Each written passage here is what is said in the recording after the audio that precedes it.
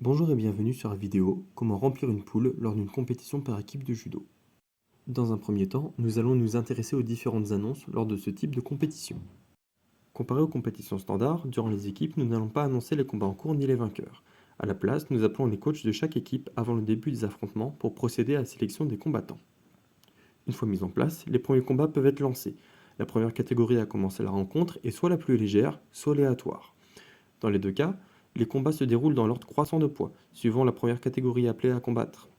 À la fin de la rencontre, les deux équipes se tiennent debout face à face afin de désigner le vainqueur. À ce moment, nous annonçons au micro l'équipe vainqueur avec le nombre de victoires et points, face à l'équipe adverse perdante, victoire et points si marqués. Les annonces spécifiques ne changent pas des compétitions individuelles. Si un combattant ne se présente pas, les 3 appels espacés d'1 minute sont toujours à faire. A noter que durant les compétitions par équipe, il n'existe pas de temps de repos, ni entre 2 combats, ni entre 2 rencontres. Une équipe peut donc recombattre quasiment instantanément. Nous allons nous intéresser maintenant aux différents types de remplissage. Durant une compétition par équipe, nous pouvons avoir plusieurs documents. La feuille individuelle de chaque équipe, où seront détaillés tous les combats, la feuille de poule et la feuille de tableau. Nous allons donc nous intéresser dans un premier temps au plan d'équipe individuelle.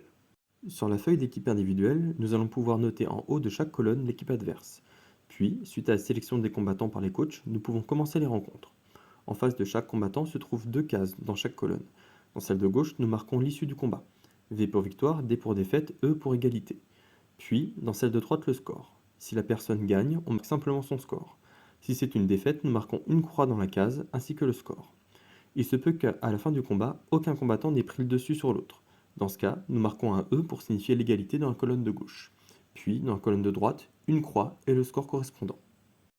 En bas de chaque colonne, nous allons pouvoir additionner à la fin des rencontres le nombre de victoires et de points, afin de départager le plus précisément les équipes.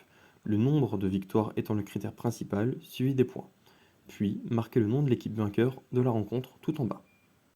Vous pouvez voir ci-joint les feuilles des 2 équipes remplies suite à la première rencontre. Pour les égalités, le E est bien marqué dans la case de gauche avec une croix dans la case de droite. Une fois qu'une rencontre est terminée, nous pouvons reporter le résultat sur la feuille de poule, en suivant les mêmes caractéristiques de base que pour les compétitions individuelles. C'est-à-dire une croix dans la case du perdant ainsi que son score. Dans la case du gagnant, tirez un trait horizontal. Au-dessus du trait, le score du vainqueur et le score de l'équipe perdante juste en dessous. Une fois toutes les rencontres faites, nous pouvons passer au classement final. Dans un premier temps, nous allons compter les victoires de rencontre, puis additionner toutes les victoires individuelles et en dernier temps, les points.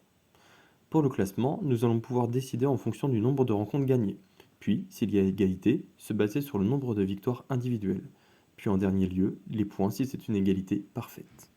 Pour le suivi en tableau, il reste exactement le même que celui des compétitions individuelles. Pour savoir comment dérouler les combats et faire un repêchage en tableau, je vous invite à regarder la vidéo sur les tableaux. La seule différence vient au niveau du marquage des points. Le nom de l'équipe vainqueur est intégralement marqué au-dessus de la ligne de rencontre. Le score en dessous est noté nombre de points, points, score total. Puis mettre un slash et faire de même avec le score et les victoires de l'équipe perdante. Merci de votre attention, j'espère que cette vidéo explicative vous a plu. Si vous avez un doute, n'hésitez pas à aller voir le responsable de la compétition ou se référer au responsable de votre tapis afin que la compétition se déroule au mieux.